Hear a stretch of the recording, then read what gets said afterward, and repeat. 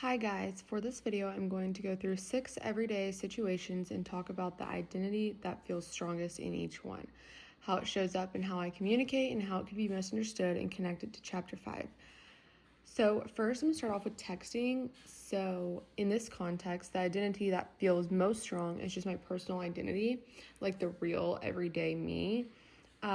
So some of my habits are when I text, I use a lot of emojis and exclamation points. I usually respond pretty fast. I also send longer messages if I'm explaining something or hyping someone up.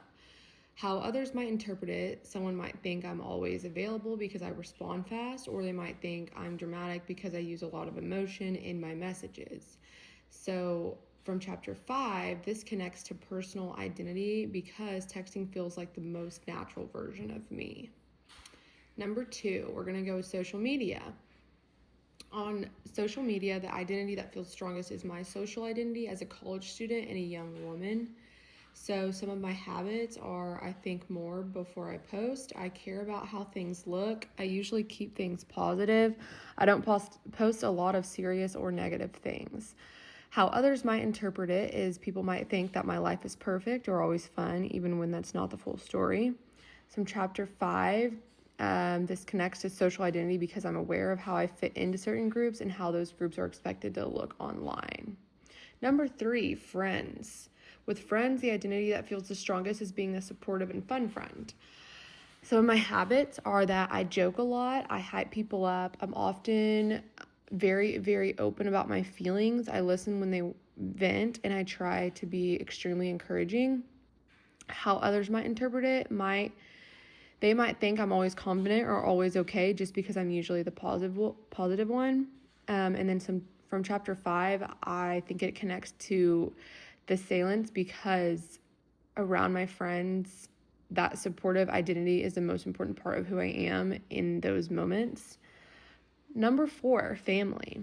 With my family, the strongest identity is being a daughter. Some communication habits are I have mainly a respectful tone. I explain my choices more. I don't use as much slang. I sometimes hold back certain things to avoid conflict. How others might interpret it is if I hold back too much, they might think I'm distant. If I explain too much, it might sound like I'm trying to be defensive. From chapter 5, I saw that it connected to the context because of the setting. Being around your family changes how I communicate. Number 5 is class. So in class, the strongest identity is being a student and future professional. Some of my communication habits is I use more formal language. I think before I speak. I try to sound organized in emails. I'm polite and structured. How others might interpret that is some people might think I'm quiet or too serious, but really I'm just trying to be professional and focus. Chapter 5, I saw that it connected to multiple identities because I'm balancing being a student, a classmate, and someone building a career. Number 6, new place. In a new place, the strongest identity is being adaptable and observant.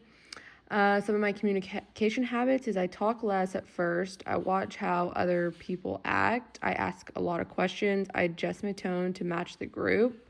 How others might interpret it. People might think I'm shy when really I'm just trying to figure things out at first. And then in chapter 5, I thought it connected to identity negotiation because I change how I present myself based on the setting and how people would respond. Reflection, the strongest identity for me is probably with my friends because that's where I feel the most comfortable in myself. The biggest shift is between social media and family. On social media, I'm more careful and aware of how things look. With family, I'm more role-based and respectful. One example of identity negotiation is when I start a new class. At first, I'm quiet and observing, but then I see participation matters or the professor expects discussion and I push myself to speak more. I adjust based on the situations.